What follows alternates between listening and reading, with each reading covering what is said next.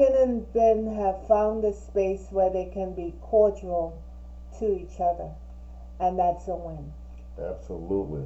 Civility has returned to their relationship, whatever it may be. Right. Welcome to Cliff Alerts. Today we're going to be talking about Lifetime Network's reality-based TV series, Married at First Sight, season number 15, reunion episode number 1. Before we get into that, please like, share, and subscribe. Hit that notification button so that you guys know when we upload new videos, and you guys can weigh in with your commentary on those new videos. Love to hear from you.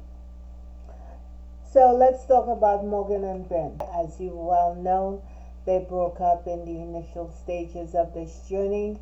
Morgan felt that Ben betrayed her with Justin 2 times and twice, and she wasn't having that. She may have some trust issues, so she decided to end it. So they both got divorced. They just seemed to be in a different place, a different space where they were at least civil to one another, and in a comfortable place where they could talk without arguing and without being, antagonistic and or combative towards one another together, even though, they were no longer together. Her whole demeanor changed. Mm-hmm. She looked like she had made peace with the situation at hand. And in fact, she admitted to Kevin that it was unfortunate where they ended up. Mm-hmm. But she did feel a kind of way with Ben taking her business to Justin. Mm-hmm. She felt like he could have come to her and have a conversation with her. And indeed should have. And she's right about that. Absolutely, she's right about that. She said her only regret is that she did not continue the process, because I guess she probably would have learned a thing or two maybe about herself. She was very adamant about her trust being violated and how she responds whenever her trust is violated. She's done. That's it. She doesn't care what else happens. But one thing she did say that Ben called her a month later. Yes. And they went out for lunch and he apologized, and in this apology she thought that it was authentic, that no one was prompting him to do so, and she accepted his apology. Yeah, because from her vantage point or perspective, it contained sincerity. Yeah, it was unscripted. It was something that was unprompted by anybody else. It was Ben coming to Morgan and saying, "Hey, look, I messed up. I'm apologizing to you here and now, and this is why." But like Kevin said, we've seen him apologize over and over again, but at least this one took.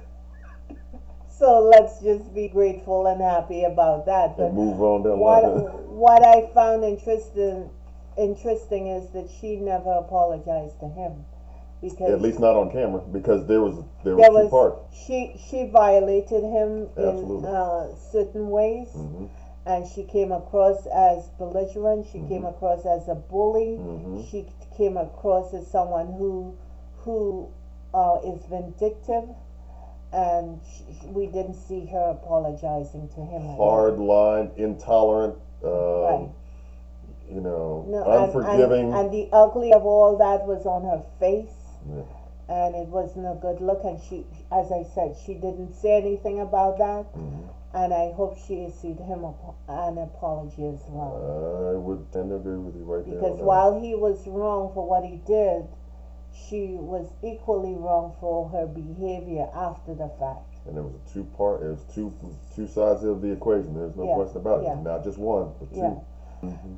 She should have talked about, or in fact issue an apology for how she treated him her on end, camera. for her part in the scenario. Yes. When asked if he was in a relationship, he said no, he's trying to heal his inner child. Then did say that Justin did him dirty, and I believe that's an accurate statement. Yeah, that whole incident where he was, and I think it was the second time, right? Was it the second? Yeah, when Justin put him on speakerphone for Alexis to hear, right? And these two deceitful people, both Justin and Alexis, listening to the fears and what have you that Binh was dealing with at that time. Mm-hmm. I just thought that was dirty. Again, another situation where Justin showed his immaturity and his petty self. And it's fakeness, because you don't do that when if